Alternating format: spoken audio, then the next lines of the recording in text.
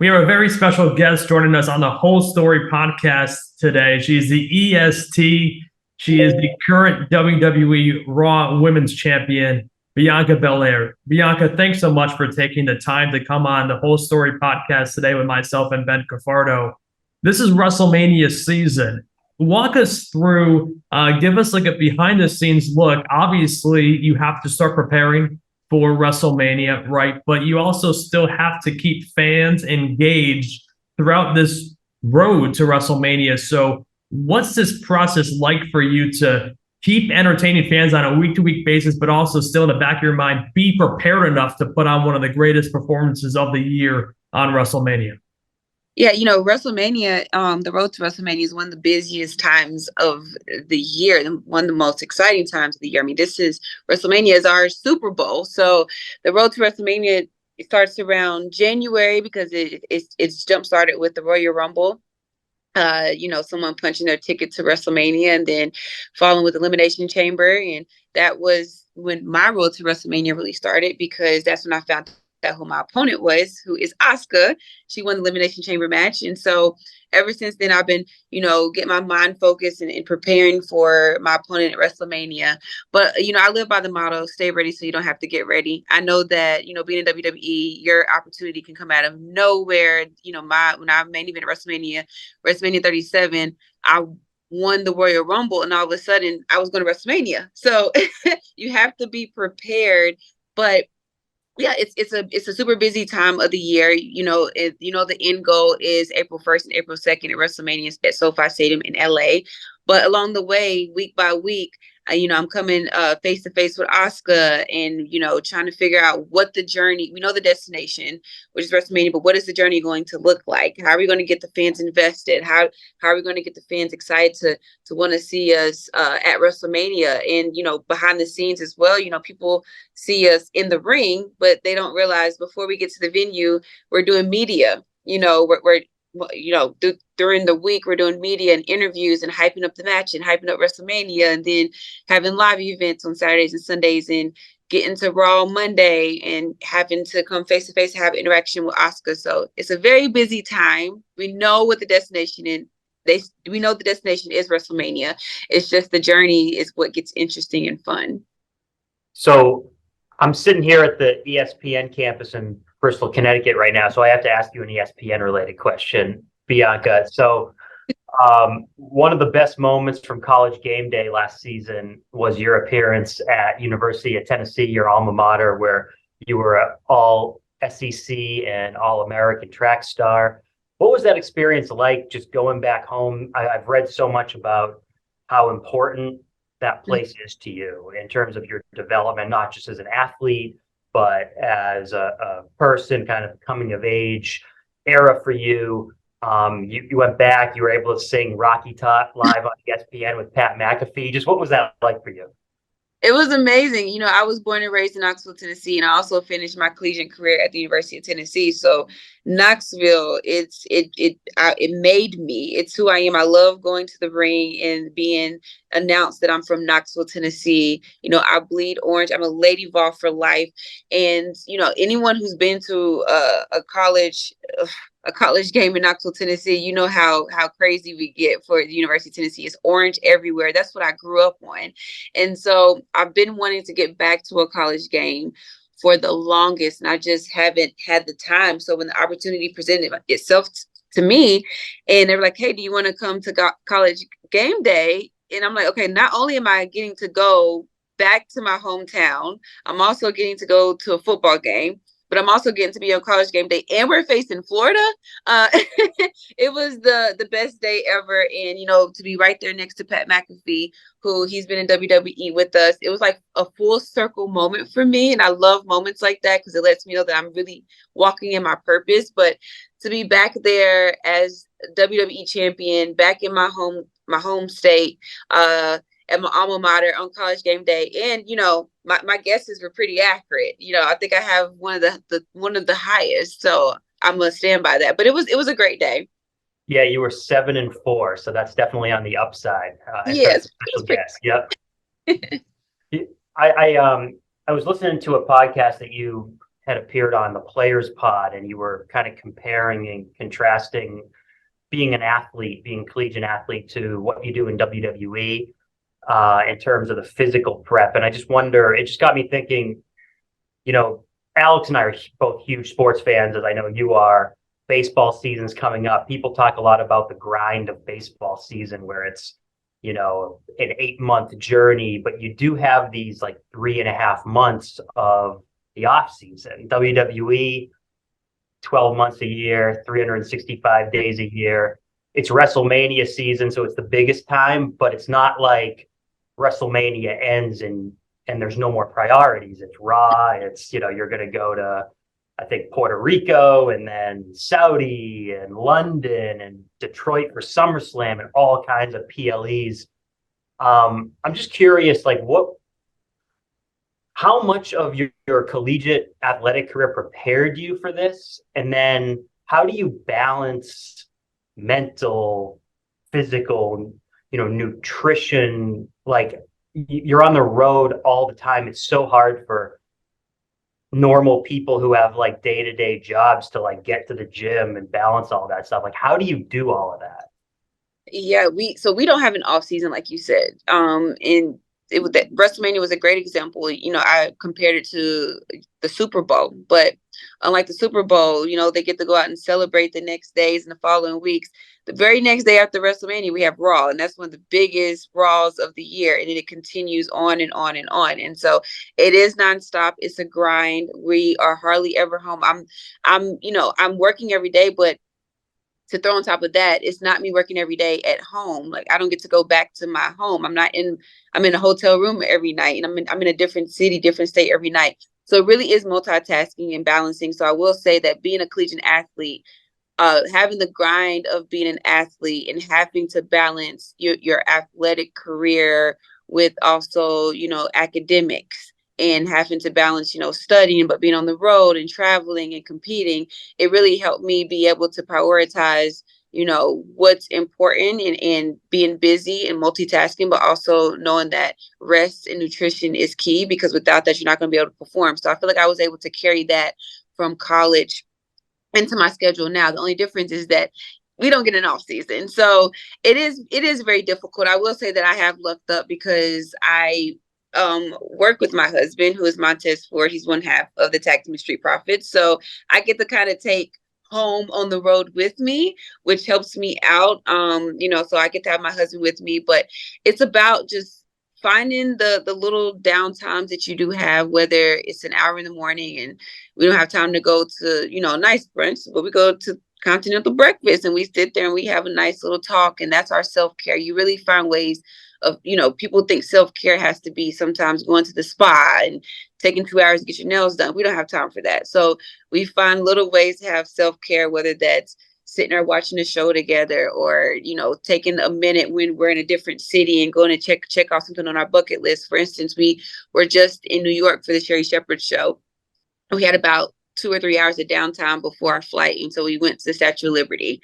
So it's a grind, it's a hustle, but it's very rewarding. And that's what I love about being in WWE.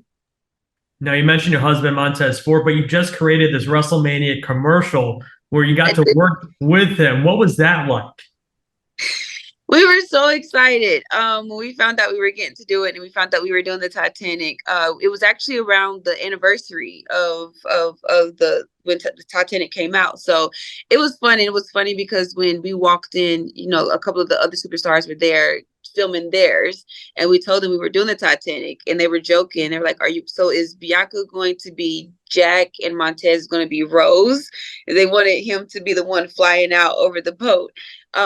And we kind of like joked and try to talk them into it. They're like, no, you can be Rose. But it was fun, and it's really cool because we actually just rewatched the ones they did last time WrestleMania was in Hollywood, and so now it's really cool that we get to be a part of these, and in the future people are going to come back and watch ours. So it was fun, and I actually felt like I was on the Titanic, and my outfit was so close to Rose's outfit. And when I looked out, it actually, the way they had it set up, it actually looked like I was looking at the ocean. I felt like I was on the Titanic. It was crazy.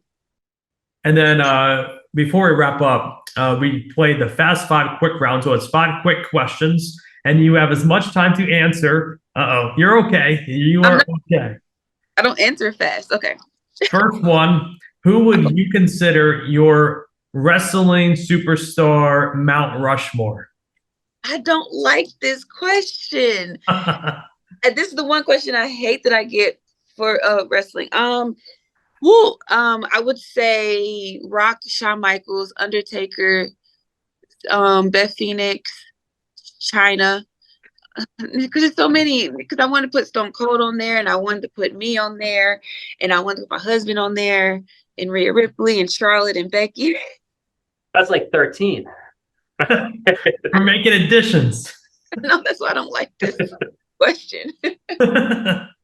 And then for the second one, what is one city you haven't been to yet that you would love to go to? One city that I have not been to yet that I want to go to. I've been to so many cities. See, I told you I'm not good at this game. I'm trying to think. I want to go to, I don't know the city in Maine, but I want to go to Maine. I don't know what city my Portland? friend, it looks so peaceful. I just want some peace where there's no cell phone reception. Yeah, that's a good one. That's a good one. The third one, who is one women's superstar that you haven't worked with yet that you would love to? Beth Phoenix. All right. Dream match. Fourth one, if you could design your own women's championship belt, what would be included on it?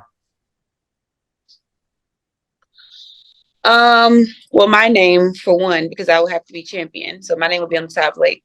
No, I'm over here looking at it right now. Trying to Nice. what more does it need? I would add in, oh my goodness. I love it how it is. Just more bedazzle. More rhinestones, more diamonds. I think they can do that for you. I just love it. And then the last one for the Fast Five, if you had an official tag team with your husband, Montez Ford, what would you name the tag team? I would name it the Red Cup Squad. No, I would name it the best. Oh no, I would name it. What y'all think I should name it? I'm not good at this game. I would name it the Montez Ford, Bianca Belair, Red Cup, ESTs, husband and wife. What can we form in there? We will be called the. I can't think of a good one. Can you think of a good one? Try and think now that I'm actually thinking about my own question. That's a hard question, right? It is hard, yeah. It's tough. Obviously, you have to have something Red Cup and EST mix in there. That's what I was trying to think of, like Red Cup, EST. But I mean,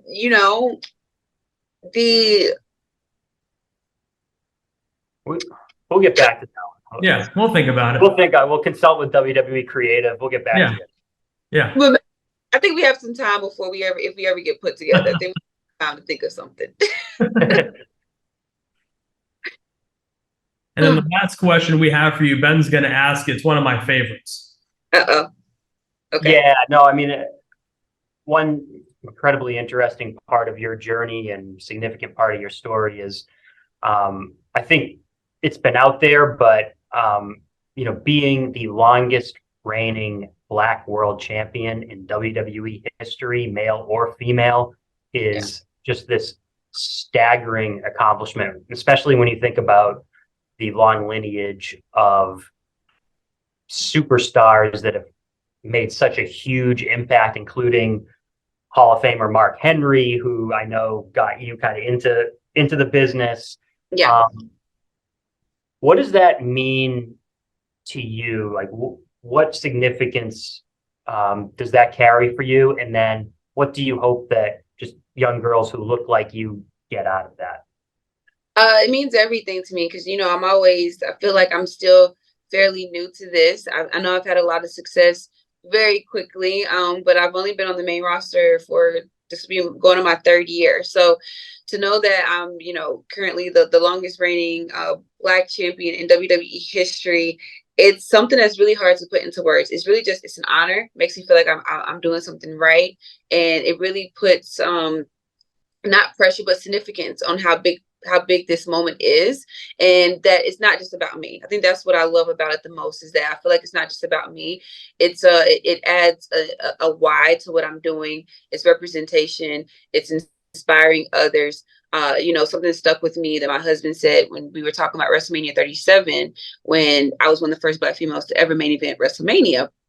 My husband, I think he was around like 30. I think he had just turned, and he was saying how he said, "I'm 30 years old, and this is the first time I've ever seen this." And my stepdaughter, I think she was around 8 or 9 at the time. He said, and she's 8 years old, and she saw it at 8 years old. So imagine how that's going to impact her seeing it at such a young age. And so that really stuck with me, knowing that, where WWE is right now, where it's an amazing time where, these unprecedented moments are happening, and I'm able to make my title reign be something that's bigger than me, and it can inspire people and let them know that, you want to go do something, you go after it, and you keep going with it as long as you can. So I'm riding this wave. I hope I'm doing it right. I want to be representation. I want to be inspiration, and I just really want my title reign to be more than just about me, and that's what it's becoming. And I think that that's special. Well, it is special. So, Bianca, thanks so much for joining us today on the Whole Story Podcast. Put yourself over. Where can people see WrestleMania, and watch you compete on the grandest stage of them all? You can watch WrestleMania April 1st and April 2nd, and it will be in LA at SoFi Stadium. You can catch it on Peacock, so make sure you watch. I'll be going against Asuka, defending my Raw Women's Championship, and I'm looking to go 3P at WrestleMania. Thank you so much. Thank you.